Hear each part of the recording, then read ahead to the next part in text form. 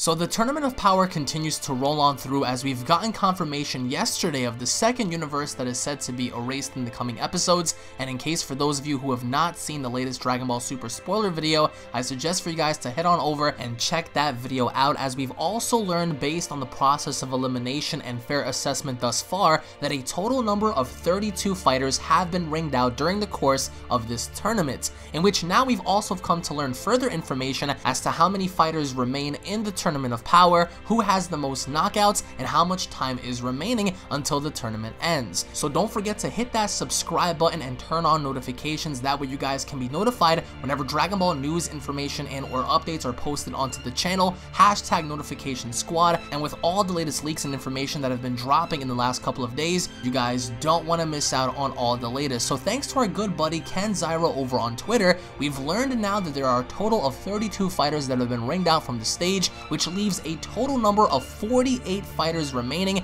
including 2 unknown fighters that Universe 4 has hidden. And with that, 38.4 or 39 minutes remaining until the Tournament of Power reaches its conclusion. With Universe 9 gone, that means another universe is bound to follow, and with that you're probably asking as to which fighter has the most knockouts in the tournament thus far. So to sum things up, Goku has a total number of 2 knockouts, having to tie with both Kale, Cabba, and Android number 17, with Frost having to tie with Frieza in a total of 1 eliminations, in which also tie into Tien, Master Roshi, Hit, and Khalifa, who also seem to tie at 1 knockout each, followed by Vegeta, who has a total of 3 knockouts, just short 1 of Android 18, who happens to have the most eliminations in the Tournament of Power thus far. Now with 48 fighters remaining, we do understand that according to the Daishinkan, the more powerful warriors are now scheduled to take center stage, as we're going to be seeing Goku, Vegeta, Ultimate Gohan, Jiren, Hit, all of the strongest competitors now take center stage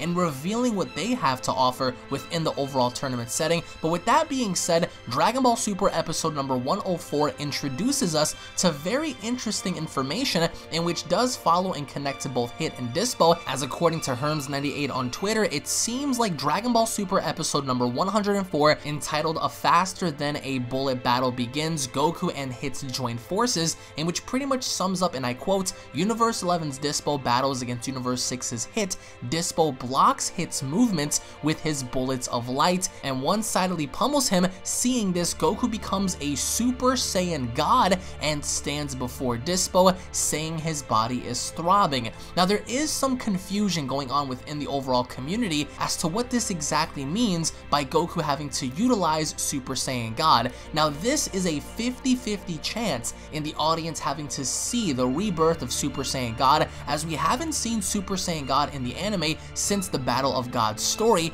and it looks like this may have been a misinterpretation of the overall meaning as given to us by Ken Zyro, and I quote, anime uses specific words for specific things, and some examples of certain words having to have certain meanings are displayed on screen, which ultimately tie into the whole Super Saiyan God meaning, and Super Saiyan God having to appear in Dragon Ball Super episode 104, as it states here by Ken Zyro. Now in the case of Super Saiyan God, chances are that they made an error while typing it like they did with Kale's name a few weeks back, but Super Saiyan God would make sense in the battle, especially if it has the speed advantage. Now going back a few weeks ago, they actually got Kale's name incorrect in the overall scans, as they pretty much called her Kelly, and we do understand also based on translations that some of the scans were incorrect in suggesting fusion during Dragon Ball Super episode 102, when it turned out in actuality that nothing ever occurred of a fusion-like state between Brianne and her friends.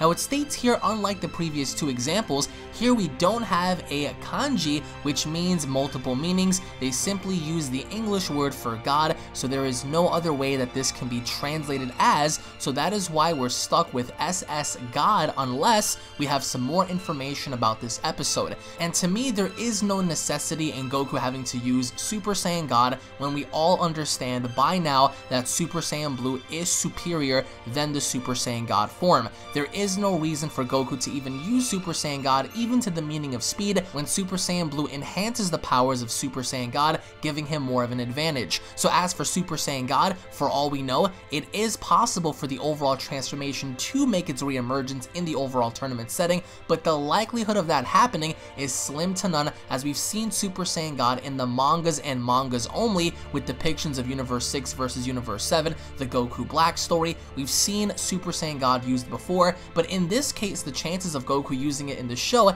is slim to none, as we haven't seen the form debut ever since the Battle of God story. Now, what's also interesting is earlier today, Yonko Productions pretty much revealed Dragon Ball Super's featurette and Animedia for September 2017 issue, in which it also revealed several interesting things in which tie into Dragon Ball Super. There weren't any major leaks or spoilers in which we don't know about, but according to Herms98 on Twitter, we get a specific reason as to why certain characters were not added on to the Universe 7 team. In particular, number one, the reason why Yamcha was never on the team in the first place was because Goku never asked. Videl, Gohan may not approve. Mr. Satan withdrew from his own offer to enter. Boo trained too much and fell asleep. Goten and Trunks, obviously just kids. Yajirobe unsuited for a weapons-free tournament. Arale, they didn't really say. And finally, Jocko, who was probably too busy going out patrolling the galaxy. Just to clear that up in case some of you guys were wondering. Now with that, we also have new information and translations based as to why Goku has chosen these specific 10 people to add on to his group, courtesy of course of Fabulous Salone, in which case the translations goes as follows. When you lose, your universe vanishes. 10 contestants were selected to participate in this serious tournament. Naturally, one of them is the man who proposed the tournament himself, he who possesses the true power of Universe 7, Son Goku. Let's explore the reasons in which Goku selected the remaining 9. Vegeta, of course, is his rival, whom he has fought with several times with a similar dedication to improve himself. Piccolo was also a former enemy with whom he'd fought, and who has, since they joined forces, fought together. He also acknowledges Piccolo's skills and battle as well as his calm observation. Krillin, Master Roshi, and Ten Shinhan, being Earthlings, cannot match the power of Saiyans, but they have tactics and strategy. In the past, they have advanced to the semi-finals of the Tenkaichi Budokai and are accustomed to the ring-out rule. Androids 17 and 18 have an unlimited supply of stamina, with the tournament spanning only 48 minutes, and friends and enemies gathering all on one stage. They can fight with little concern. They're valuable fighters to Universe 7. Because he has contracted the heart virus, Goku was unable to fight either of them. However, by personally meeting 17, he acknowledges his power, in which we do know he's very strong. And the final contender surprises everyone, Frieza. Having fought Frieza twice, Goku immediately knows the power he possesses. Frieza is the only one who can replace Majin Buu, but Frieza's unpredictable actions out of hatred for Goku is a cause for concern. These 8 people would have, in different circumstances, succeeded in a battle to the death with Goku, which only means that he recognizes the strength of each of them, along with Gohan, who beat Cell when Goku could not. This group is thus named Team Goku. But having to go back and touching up on the Super Saiyan God subject, it's very interesting nonetheless in seeing Dispo combat the likes of Hit and being able to stop his time skip, due to the fact that Dispo is portrayed to be a very fast character, but I don't think Super Saiyan God would make sense in the aspect of it having to have the capabilities in defeating Dispo, when we do understand that Hit is stronger than Super Saiyan God, so it'll only make sense for Hit to be the one to defeat Dispo instead of Super Saiyan God, especially if Hit is superior to Super Saiyan God, as we've seen prior to the Universe 6 and Universe 7 battle. However, it'll be really cool to see the re-emergence of Super Saiyan God, as I always felt that the form itself was very underutilized, but we also have to ask ourselves as to why Goku's body is throbbing.